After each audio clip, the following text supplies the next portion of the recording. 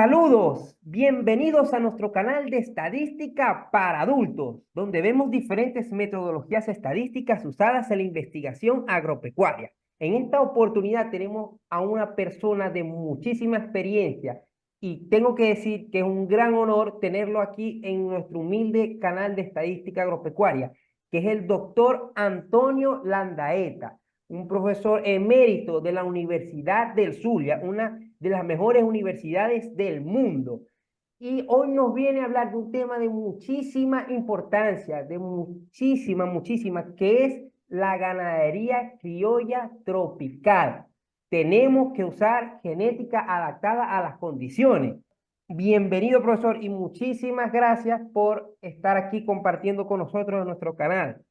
Muchas gracias por la invitación y la oportunidad de conversar con tus seguidores para eh, la mejor información que pueda aportar en pro del conocimiento y de la utilización de las razas criollas eh, en la zona tropical y empezando por Venezuela.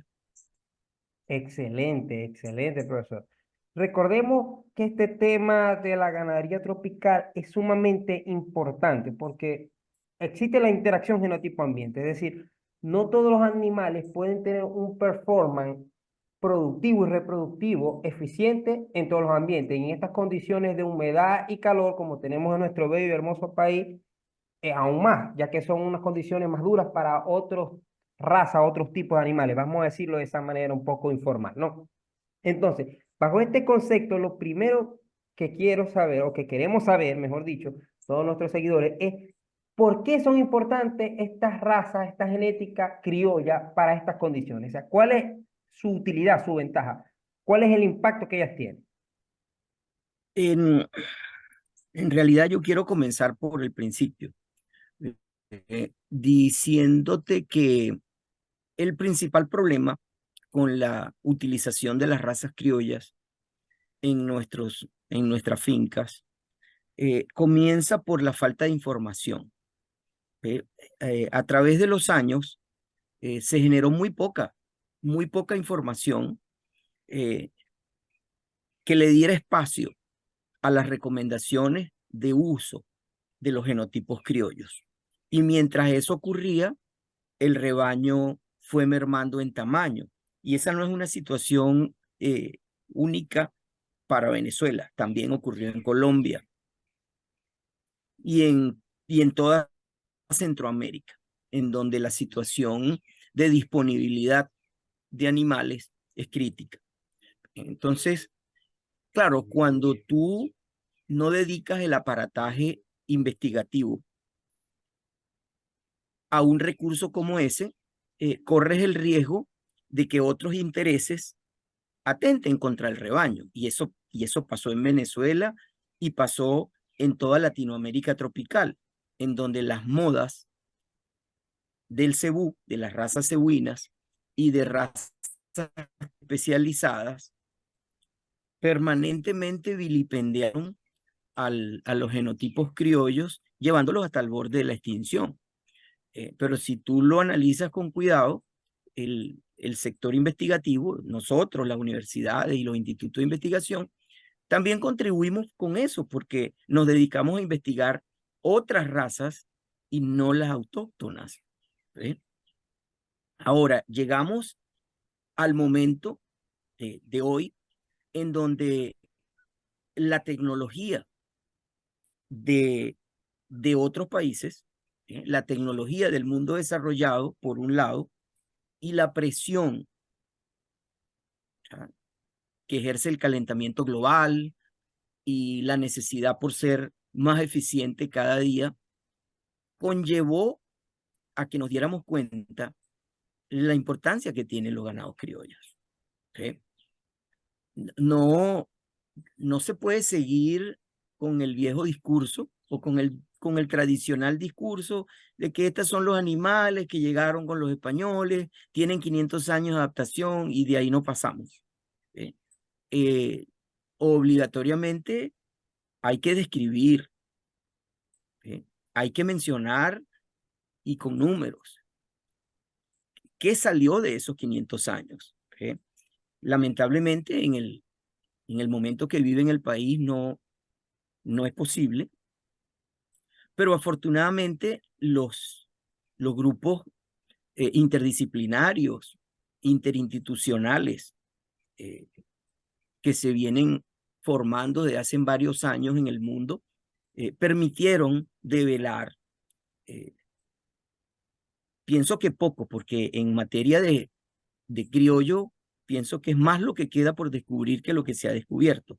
Sin embargo, lo que se ha descubierto tiene un impacto tan grande, en medio de una situación tan crítica como es el calentamiento global y la presión económica por ser más eficiente, que está conllevando a que la gente voltee, y considere con mayor posibilidad, con más flexibilidad, con más tolerancia a la inclusión de material criollo dentro de sus fincas, dentro de sus programas de cruzamiento.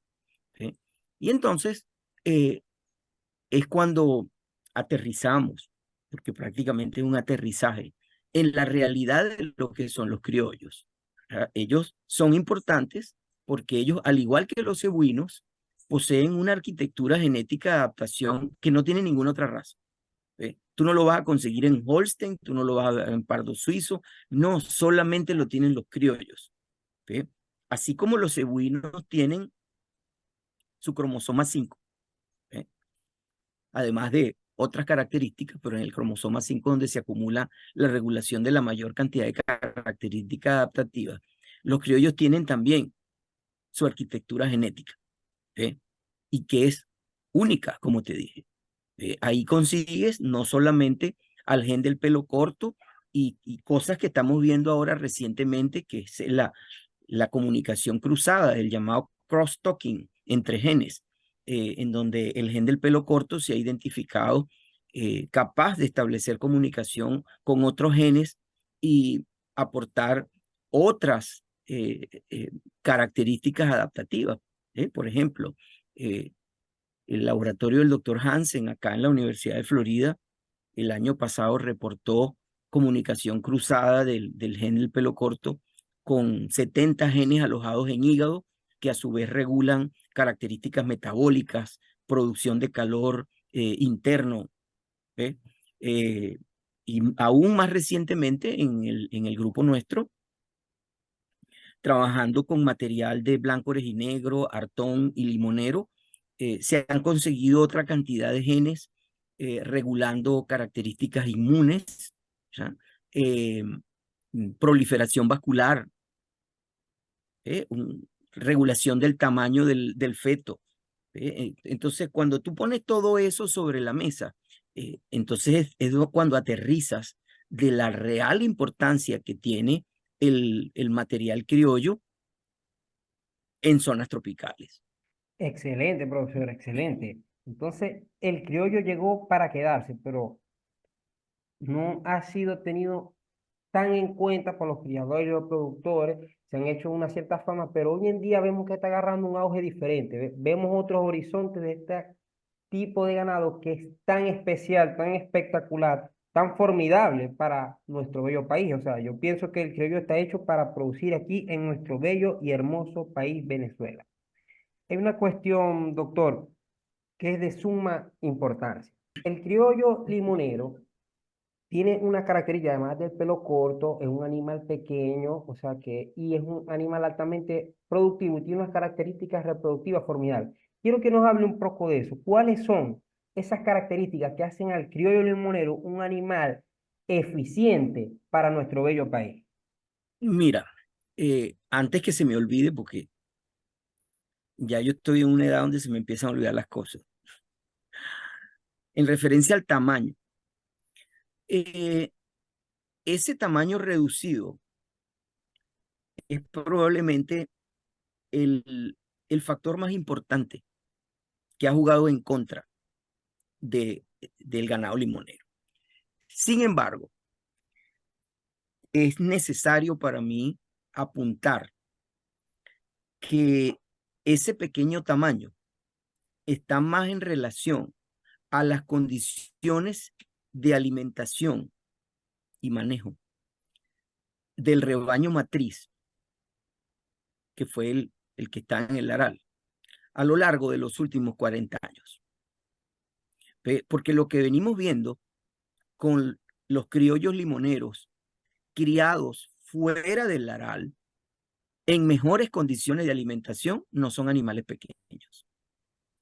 Que no es un edificio, que no es una vaca del tamaño de una vaca Holte, eso es verdad. ¿Sí? El ganado criollo no alcanza esos tamaños, pero pequeños tampoco son. ¿Sí? Un ganado criollo manejado bajo condiciones de alimentación razonables son animales de tallas medianas. Nosotros no hemos visto en los 15 años que tenemos trabajando con criollos y formación de compuestos criollos y compuestos doble propósito tropical, no hemos visto todavía una sola vaca de 350 kilos como las que abundaron en la estación El Laral. Y la razón simplemente se debe a que estos animalitos desde su nacimiento han sido bien manejados, al menos dentro del punto de vista nutricional, bien manejados. Entonces, eso es algo que en primera línea yo quisiera que la gente y los productores que todavía tienen ese prejuicio lo descarten. Ellas no son pequeñas. ¿Sí? Ellas no son pequeñas. Ellas tienen un tamaño adecuado. Son animales de talla mediana que tienen una capacidad de pastorear y de asimilar mayor a consecuencia de la producción, la menor producción de calor y mayor capacidad de disipación térmica. Las razas criollas y de influencia criollas pueden pastorear más horas del día. ¿Por qué? Porque no les molesta el calor. Cuando tú ves a las 10 de la mañana a una mestiza Holten metida en un charco o metida debajo de los árboles, la vaca criolla todavía está comiendo. ¿Sí? Y obviamente, cuando tú sumas la cantidad de horas adicionales pastoreando, entiendes por qué cuando las manejas bien, crecen más, llegan al servicio más temprano, producen más leche, se preñan más temprano. ¿Sí? En una manera sumarizada, yo contrastaría la poca información que existe disponible sobre características zootécnicas, es decir, características productivas, con lo que hemos visto en los últimos años.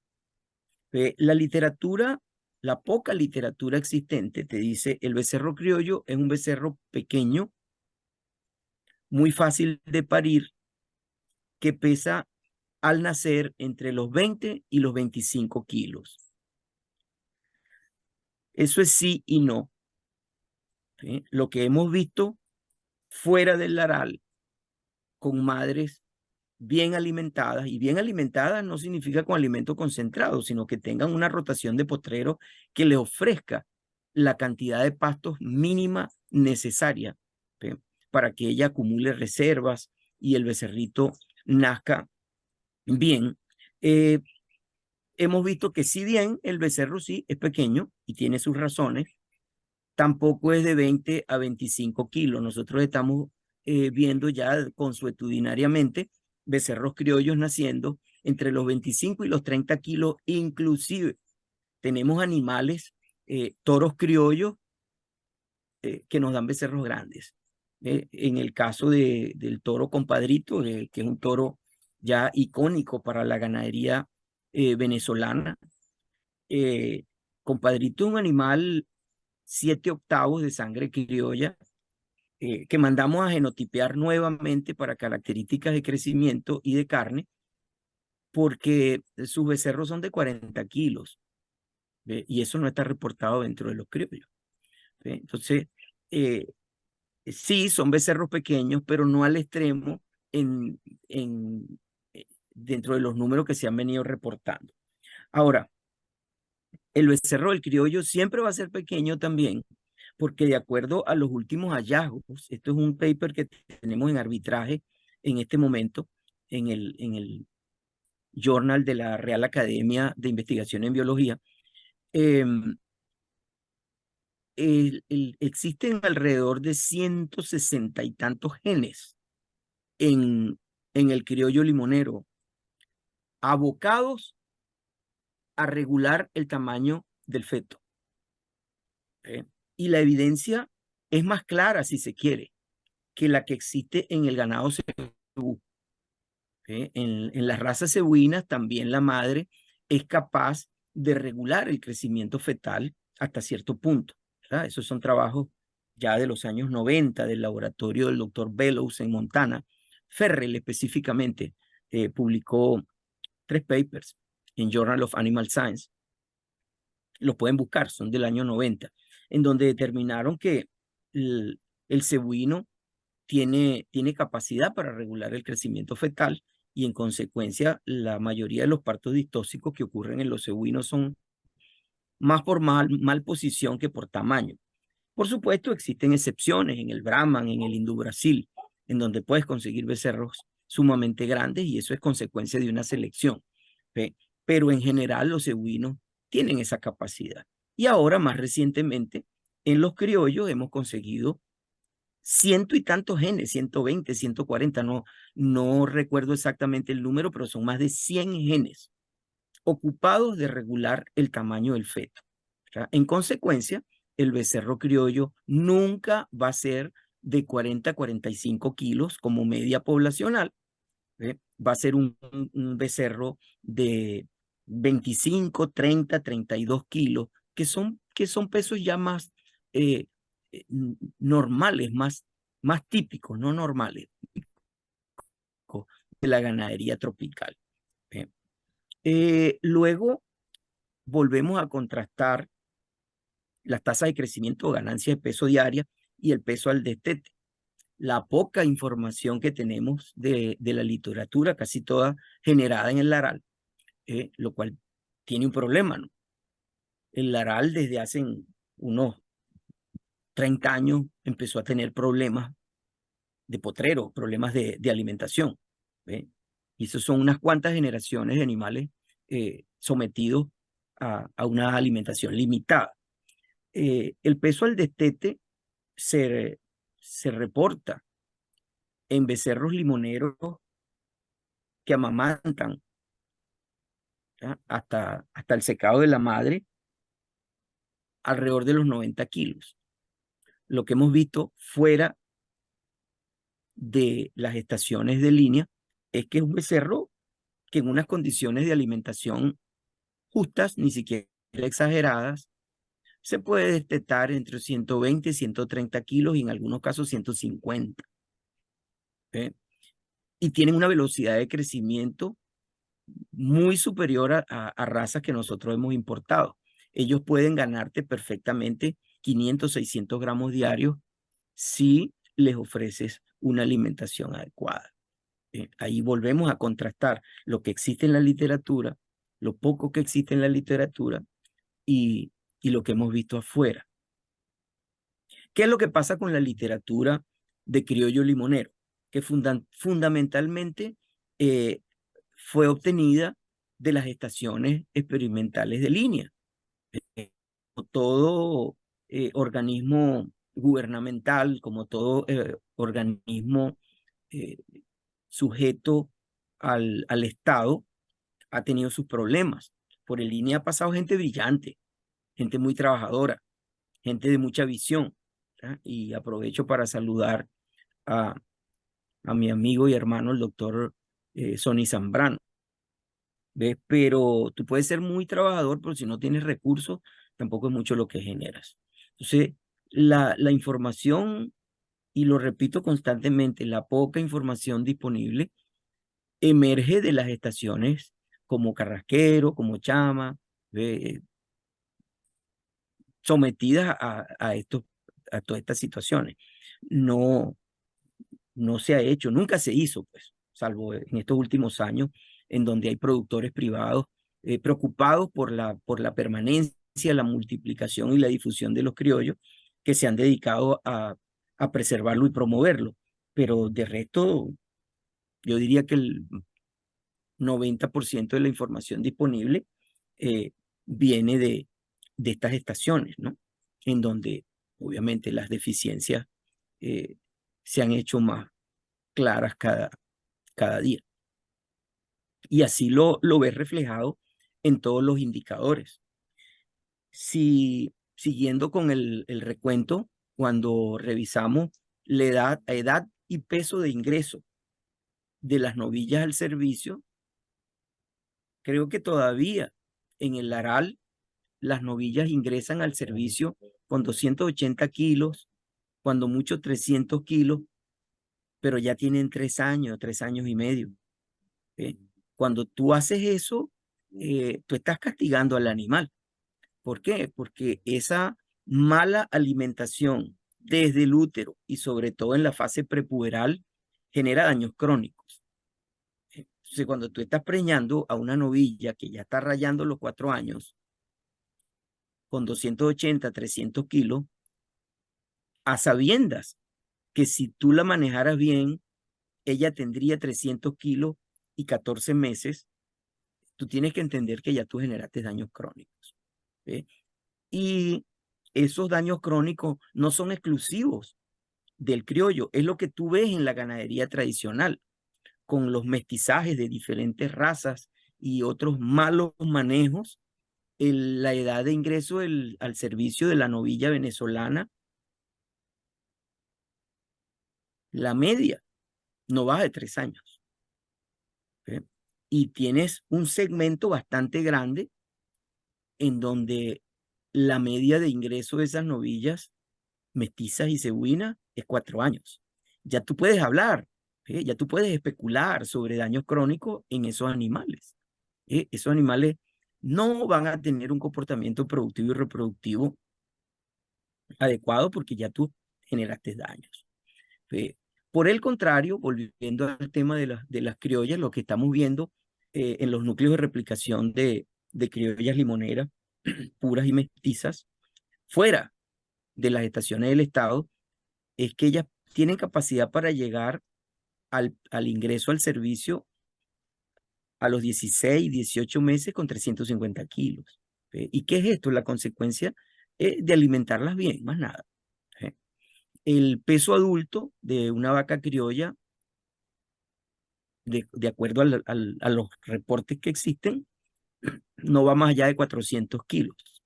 Sin embargo, vuelvo otra vez, lo que venimos viendo en los núcleos de replicación privados es que el peso adulto de esas criollas bien manejadas está entre los 450 y 480 kilos. No van a llegar a 600 kilos, ¿sí? Pero sí están sobre los 400, 450, lo cual es un número que se parece más a la media nacional. ¿Sí? Y volvemos otra vez, el problema de alimentación. Y estamos viendo otras cosas mucho más explosivas con los compuestos criollos. El ensamblaje de compuestos criollos, que es algo que venimos practicando ya desde hace varios años y que tiene sus fundamentos, hay razones para hacerlo, es que para resumirlo es la suma de genes adaptativos. Cuando tú cruzas limonero con romo sinuano, cuando tú cruzas Artón del Valle con limonero, limonero con carora, romo sinuano con carora, en fin, toda esta cantidad de cruces entre razas criollas que puedes hacer, entonces te consigues con vacas de 500 kilos y más. ¿Sí?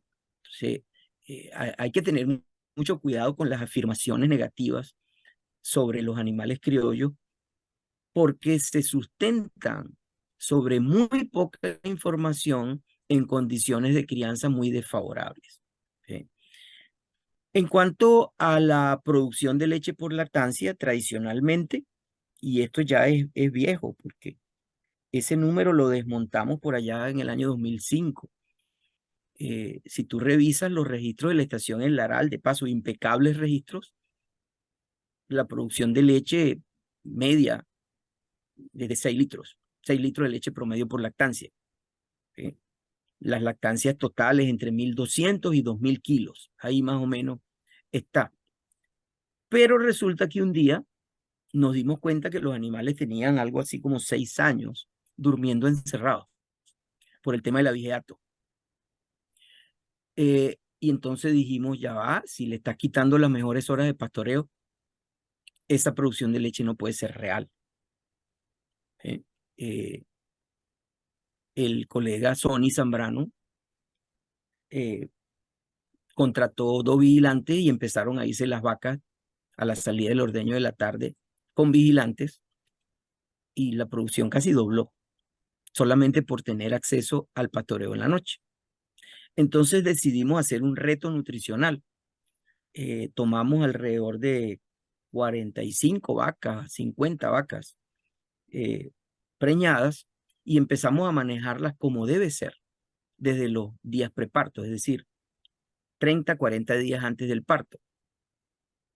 Se les dio una suplementación estratégica, nada exagerado, lo que debe ser, y luego a partir del parto las retamos con buenos potreros y suplementación concentrado, solamente para ver la respuesta y el techo, hasta dónde podían llegar.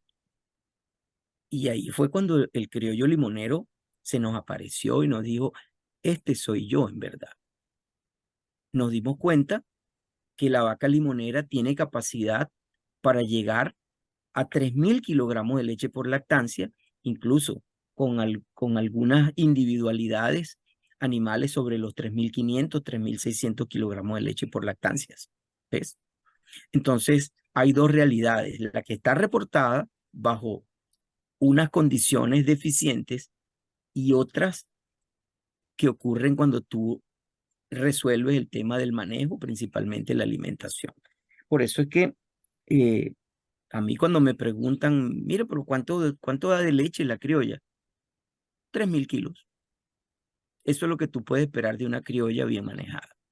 Y si haces cruzamientos dirigidos, tú puedes esperar más, que es lo que estamos viendo en el compuesto doble propósito tropical.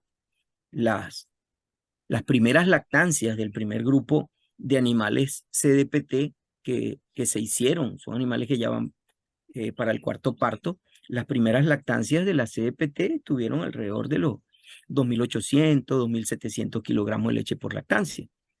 Pero en la tercera lactancia están casi en 6.000 kilos de leche. Sí. Tú tienes que ser justo y ser muy objetivo.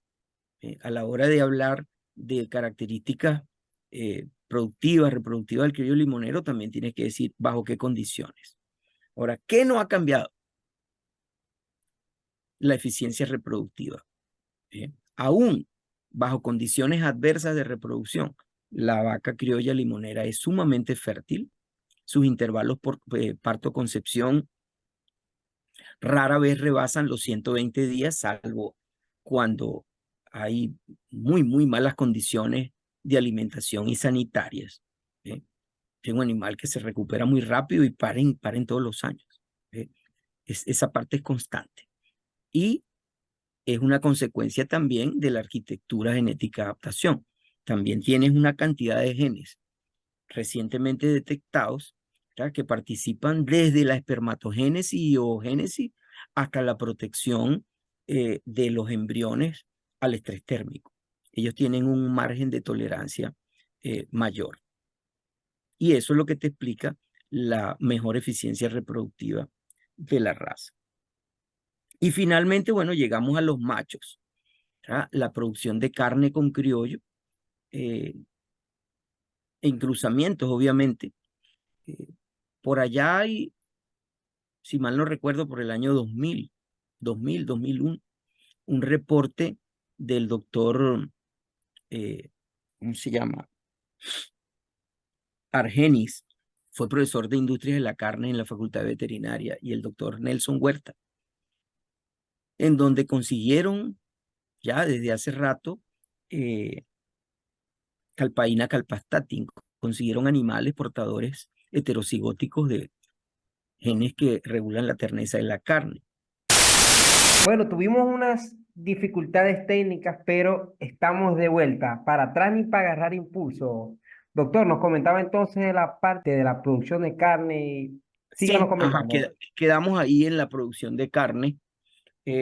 Recuerdo unos trabajos que vi por allá por el año 2000 del doctor Nelson Huerta y su grupo, en donde hallaron alelos de calpaína calpastatin en, en carnes en animales criollos limoneros, lo cual entonces te sugiere que hay individuos en donde puedes conseguir estos genes para la terneza.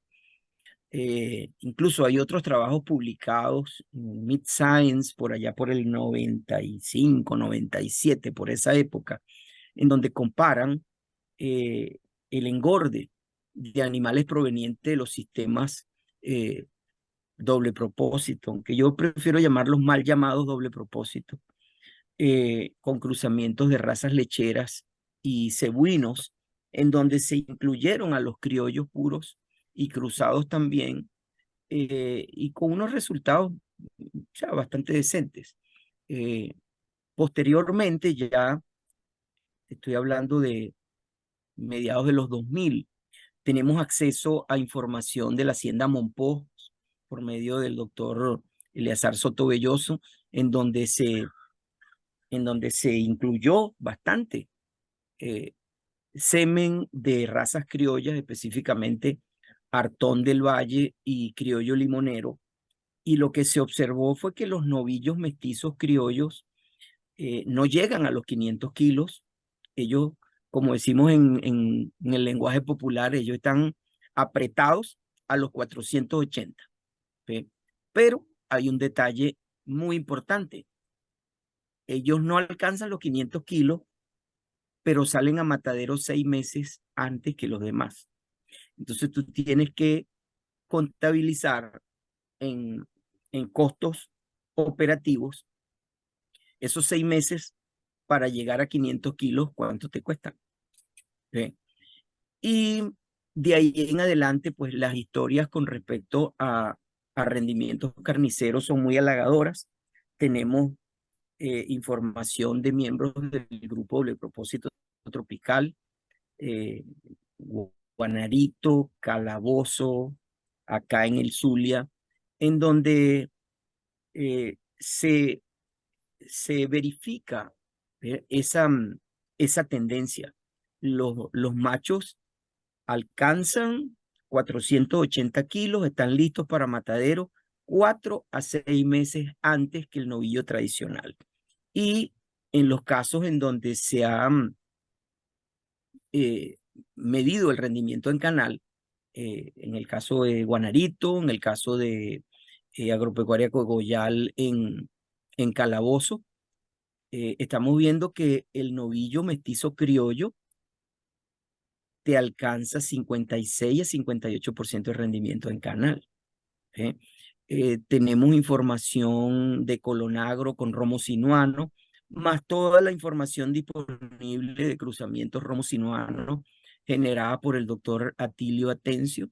Los cruzamientos de romo sinuano con Brahman son una locura. Entonces eso es otra cosa. La producción de carne y el rendimiento en canal y la fertilidad en esos cruces de esos criollos romosinuano con Brahman rebasa cualquier cosa imaginable. Y en el caso de los limoneros y cruces de toros compuestos criollos con cebuinos y con mestizas, también vemos lo mismo. Son animales que en condiciones de alimentación favorable crecen muy rápido, ganan mucho peso.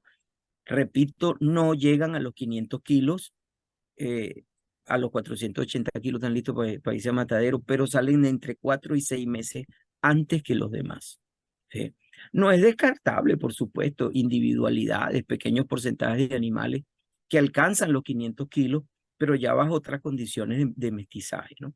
En el caso de los compuestos doble propósito tropical, de los mismos compuestos criollos, cuando los cruzas con Brahman, sí, obviamente llegan a los 500 kilos, tanto las hembras como los machos, ¿sí? Pero lo hacen en mucho menos tiempo. Y los rendimientos en canal superan ampliamente el tradicional 52%. Excelente, excelente, doctor. Hay una cuestión que estoy seguro que a todos los seguidores de nuestro canal les gustaría saber. Esto que ha mencionado en varios puntos de la charla que nos está brindando, que es el compuesto doble propósito tropical. Se ha vuelto muy famoso ese grupo y ha habido muchas expectativas en cuanto a estos animales. Quiero que nos hable un poco de eso, del compuesto doble propósito tropical. Bueno, mira, el compuesto doble propósito tropical o CDPT, como ya se comienza a conocer en Venezuela de manera más popular, eh, nace por allá la idea, nace por allá en el 2008, ¿sí? Luego de retomar los datos colectados en Agropecuaria Misoa en un experimento largo que tuvimos entre 1988 y el 94, con el amigo ya fallecido, el señor Luis Alfredo Atencio, en la hacienda del Ceibote. Retomamos esa idea y se comenzó a utilizar en el Ceibote semen de razas alemanas doble propósito para desplazar el, la temática de y bueno, esos buenos resultados, que revisáramos aquellas cifras y volviéramos a la idea. En un principio, la idea fue producir un animal cruzado, y cuando digo cruzado lo hago intencionalmente, no es mestizo, es cruzado. Eh, Hay diferencia entre una cosa y la otra. Producir un animal cruzado comercial, ¿ya? Capaz de producir leche y carne de forma simultánea, ¿ya? Desplazar el componente genético de razas lecheras especializadas para salir de toda esa cantidad de problemas que se han reportado en estas razas en los últimos 20 años y proveerle al productor de un animal reciente, versátil, eh, que lo ayude a surfear las crisis, ¿no? Sobre todo los bajones de precios. Y bueno, así comienza esta historia del CPT. Se obtienen los primeros animales mediasangres, Brahman cimental, Brahman gelbi, Brahman rotbunten, Brahman angler. Y la primera experiencia fue imitar los cruzamientos que dieron origen, el sistema de cruzamiento que dio origen al Beefmaster, que fue el apareamiento de los F1s, Brahman cimental, Brahman rotbunten, Brahman angler, Brahman gelbi, ¿verdad? Se aparearon entre sí. Muy buenos resultados, ¿verdad? Animales matemáticamente media sangre Brahman, eh, un cuarto de dos razas alemanas. Muy buenos resultados, pero el mismo nivel de exigencia, ¿sí? Y la presencia del pelo. No eran animales propiamente peludos, eran animales de pelo normal, pero ya en esa época, 2008, comenzábamos a conocer de las ventajas de gen de pelo corto, cosa que fue reportada por primera vez en el año 2003 por el grupo del Dr. Olson. Eso está en Journal of Animal Science. Entonces, decidimos hacer eh, otro reajuste. En vez de aparear a los dos F1s alemán Brahman para generar el F2, dijimos, ¿y qué tal por qué no le insertamos en de pelo corto? ¿Sí? Y entonces empezamos a aparear a las F1s alemanas Brahman con toros caroras, con toros criollos. Para ese momento no teníamos al alcance el genotipiaje, simplemente escogíamos al ojo los toros. Y sin embargo, los resultados comenzaron a asombrarnos. Y ya para el año 2013, cuando tenemos la oportunidad de genotipear a los primeros animales, y ahí vuelvo a mencionar al toro compadrito, fue el primer toro genotipeado para gente que pelo corto en la historia de la ganadería venezolana, porque eso no se había hecho en ninguna otra parte, y para el caso latinoamericano, también entre los primeros, porque solamente Brasil comenzaba a genotipear. Empezamos a tener acceso a esta tecnología a través de un proyecto en el cual nos involucramos los miembros de la Unidad de Investigación Esotécnica con otros laboratorios en diferentes partes del mundo.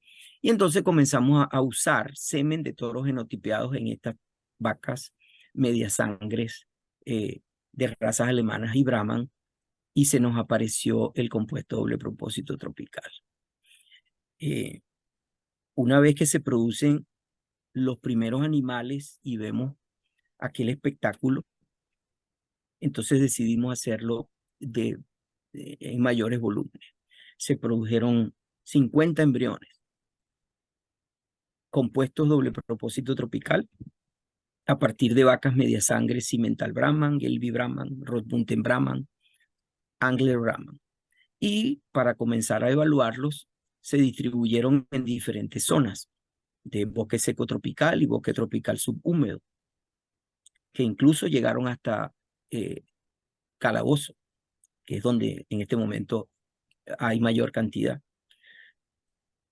Y bueno, ahí comienza la historia del compuesto doble propósito tropical, a evaluar características de crecimiento, producción, reproducción, hasta el momento muy, muy satisfactoria, al extremo que entonces se da la decisión, ¿ah? En el año 2008, cuando se forma el grupo de criadores doble propósito tropical, de producirlos en masa. Se toma la decisión de producir este animal en masa. Obviamente hay una especie de alcabala, ¿no? Porque no todos los productores disponen de vacas cebuinas puras. Yo normalmente digo Brahman puras. Hay gente que le molesta. Sin embargo, lo vuelvo a aclarar. ¿Por qué menciono al Brahman siempre en primera línea? Porque cuando tú revisas el registro cebuino, el inventario cebuino del país, el 80% es Brahman. Entonces, ¿por qué te vas a enredar la vida trabajando con lo que menos hay cuando tienes un grupo más grande de animales? Pero eso no quiere decir que tú no puedas utilizar a las otras razas para producir al CDPT. Ni tampoco tenemos esos prejuicios de que es con Brahman puro o es con Bucera puro nada más. No. Porque cuando tú revisas otras experiencias, como la misma fundación del Brahman, te consigues que el Brahman puede ser agirado, anilabrado, abucelatado. Para nosotros lo que importa es el componente CU. Bien, entonces cuando se inicia la carrera para producir en gran escala, en mayores cantidades animales compuestos, ya el grupo de criadores compuesto doble propósito tropical estaba conformado, y así se comienzan a hacer animales por inseminación artificial y otros por transferencia de embriones. Y como te decía, teniendo una alcabala, que es que la inmensa mayoría de los productores no dispone de vacas Brahman puras. Entonces hay que recurrir a un paso obligado, que es la corrección de los animales mestizos, mediante cruzamientos dirigidos con toros criollos y compuestos criollos. ¿Para qué? Para adecuar ese componente a la inclusión de un F1 alemán para producir compuesto doble propósito tropical de origen corregido. Que eso lo diferenciamos en el patrón y en el procedimiento de conformación del CDPT. Sí diferenciamos quiénes son CDPT de origen corregido, quiénes son CDPT de origen puro. Porque esto es necesario tenerlo cuando tú estás encaminado a consolidar un rebaño grande y llamarlo raza. No es hasta, esto lo vinimos trabajando con las fincas de Agroabeca, en el Ceibote hasta que el tiempo lo permitió, y en las fincas de los miembros del grupo hasta más o menos el año 2018, por ahí, cuando en una reunión con ganaderos caroreños apareció la idea, porque en realidad la sugerencia de caminar con el CDPT hacia una nueva raza proviene de una sugerencia de ganaderos caroreños que en una reunión nos dijeron, pero si eso está funcionando bien y ya ustedes tienen adelantado el, el trabajo, ¿por qué no lo llevan hasta raza, pues? Y bueno, nos miramos las caras y dijimos verdaderamente, ¿por qué no? Si hay maneras como hacerlo. Incluso hoy se tiene acceso a tecnologías que permiten llegar más rápido ahí. ¿Eh? Ya no estamos hablando de aquellos 20, 25 años para tener, no, no, no, eso lo podemos hacer usando los recursos tecnológicos actuales, eso lo podemos hacer en un tiempo mucho más corto. Y bueno, así llegamos hasta esta época en donde ya tenemos los primeros destetes de CDPT de segunda generación, ya se están genotipeando. A todos estos animales se les viene practicando no solamente genotipeaje para gen de pelo corto, también se les viene haciendo fraccionamiento de ADN para ver cómo avanza la estabilización del ADN, que es fundamental para decidir cuándo el animal es o no es raza.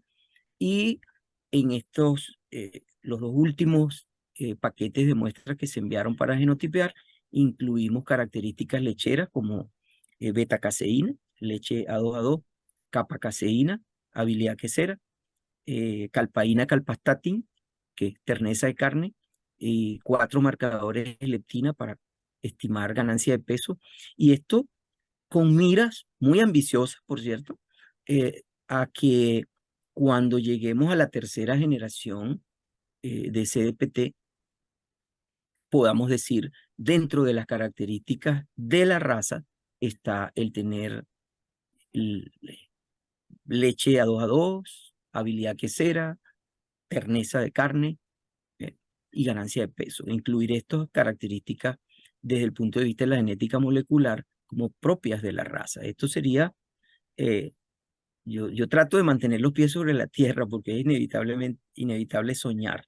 Esto sería un hito en la ganadería tropical, en la ganadería de la faja tropical. Por primera vez se generaría una raza con capacidad para producir leche y carne en condiciones tropicales, portadora de estas características que definitivamente son las que van a marcar la pauta en la industria ganadera de mañana. Y no estamos hablando de muchos años. Estamos hablando de la competencia futura de mañana, porque eso está en puerta. De manera que esto sirve, como lo dije hace poco en una entrevista cuando la convención de Fegalago, esto sirve para proveerle al productor las herramientas para prepararse con tiempo para la competencia futura. Que es cuando te toque competir en precios a nivel nacional e internacional eh, contra leche A2A2, contra animales con habilidad quesera, etcétera, etcétera. Bien, entonces, regresando a la época del 2008 al 2010, cuando se decide empezar a producir estos animales en mayor volumen, nos conseguimos con esa alcabala. La mayoría de las fincas tienen mestizas. Entonces utilizamos los toros que ya teníamos a la mano, genotipeados, para homogenizar esos rebaños mestizos, incluyendo al gen de pelo corto. Ahí nos apoyamos en esa característica que tienen las razas criollas de ser tan dominantes, de transmitir tantas sus características, literalmente borran a la madre. Tú ves crías de primera generación, de vacas mestizas, con estos toros dobles portadores homocigóticos y realmente la madre no existe, la borran. ¿Ve? Y así, bueno, fuimos construyendo una metodología para llevar a los rebaños mestizos a compuesto doble propósito tropical de origen corregido. O sea, ¿cómo es esto? Es muy sencillo. Eh, bajo la premisa, ¿ya? Bajo la premisa cierta, porque esto lo tenemos determinado. Cuando la madre es portadora homocigótica de gen de pelo corto, ella lo transmite. Y eso es un requisito indispensable para que cuando tú metas el F1 alemán en ella, no te salga un animal peludo segregado, que es cosa que mucha gente no termina de entender. Mira, ¿cómo hacen ustedes esos cruces entre mestizos evitando la segregación? Mira, en primera instancia, asegurándote de que el gen de pelo corto esté por delante. Entonces, en estos rebaños mestizos, en donde no existe carora ni criollo por debajo, si tú haces 2 cruces consecutivos con toros portadores homocigóticos gen de pelo corto y cuidas, para eso tienes que llevar registro, y cuidas de repetir la misma mutación para que ella en el segundo cruce se haga homocigótica, entonces ya tú creaste a una hembra base sobre la cual puedes utilizar un F1 alemán seleccionado para producir un CDPT de origen corregido. ¿Okay? Mientras que aquellos productores que tienen acceso a vacas Brahman puras, ¿okay? A vacas Bucerar puras, Gir puras, tú usas toros de razas alemanas doble propósito para producir un F1 que luego será tropicalizado con una raza criolla, con un compuesto criollo, portador homocigótico de gen de pelo corto, para producir un CDPT de origen puro. ¿Okay? ¿Qué te queda ahí más adelante? Utilizar toros seleccionados de los rebaños CDPT de origen puro sobre las hembras CDPT de origen corregido. Y de esa manera estabilizas el grupo racial. De ahí en adelante es simplemente hacer cruces inter-C entre CDPTs. Como te dije, se está destetando ya animales de la segunda generación y midiendo. Midiendo estabilidad de ADN, midiendo componente, fraccionamiento de ADN, en conjunto con las otras características que necesitamos. Y bueno, Dios mediante, yo pienso que en un máximo de 3 años estaremos hablando de un nuevo genotipo, una nueva raza que Venezuela tendrá para ofrecerle a la faja tropical y subtropical del mundo. Excelente, doctor, excelente. Creo que esta exposición, vamos a decirlo de esta manera, aumentará a los criadores, a los ganaderos que utilicen este componente tan importante dentro de sus emprendimientos. Yo estoy seguro de eso y sé que va a ser un éxito total. Bueno, ya es, me atrevo a decir yo en este momento que ya es, pero va a ser aún más era internacional, vamos a decirlo así. Bueno, Sí, yo, doctor, yo estoy sí, seguro de eso, José, porque porque la misma necesidad, ¿verdad?, que crean el calentamiento global y las crisis, está haciendo que muchos productores por lo menos pregunten. Hay mucha expectativa. Todos los días, todas las semanas estoy recibiendo mensajes por diferentes vías preguntando sobre el CDPT, quiero más información del CDPT, cómo consigo toro CDPT. Eso es un aliciente. Y por el otro lado, la manera como venimos trabajando en la formación del animal no es egoísta. ¿Sí? Se está trabajando eh, con todo el altruismo del mundo, con todo el deseo de ayudar a todo el que quiere trabajar. Eso sí hay que dejarlo claro. ¿Ya? No se admiten vivitos, ni aprovechadores, ni oportunistas. Gente que quiera trabajar en serio, se le ayuda. Y hay disponibilidad de semen, de toros criollos y compuestos criollos para que homogenicen sus rebaños, así como disponibilidad de semen de toros F1 alemanes, eh, con pedigrís confiables y debidamente evaluados para aquellos que tienen ya sus animales corregidos. Y recientemente logramos, en un acuerdo con la Universidad de Hannover y la Universidad de Zúrich, ya es un proyecto que rebasa las expectativas que teníamos, mediante este acuerdo de cooperación. Para los miembros del grupo doble propósito hay acceso para 20.000 dosis de semen de razas alemanas doble propósito a precios académicos, por supuesto, debajo del paraguas de un proyecto avalado por estas universidades, y, y es un desarrollo que ellos tienen para zonas tropicales y que con toda el altruismo y las ganas de colaborar del mundo nos están tendiendo la mano para que tengamos acceso a precios solidarios a este tipo de genética y generemos una cantidad de datos que ellos luego van a utilizar en proyectos en zonas tropicales que ellos tienen. Entonces, esto, si lo miras así en el horizonte, le abriría las puertas a la ganadería venezolana de expandirse en otras regiones tropicales del mundo. ¿Sí? Entonces, este semen llega a Venezuela por intermedio de la Facultad de Veterinaria de la Universidad de Hannover, que facilita este contacto con German Genetic International, y así hemos recibido ya dos envíos, uno de 3.800 dosis y ahora llega a finales de mes otro de 4.000. En principio para distribuirse dentro de los criadores del grupo doble propósito tropical y un excedente para otros productores que se han venido acercando, eh, criadores de Brahma, con la intención de producir masivamente las F1.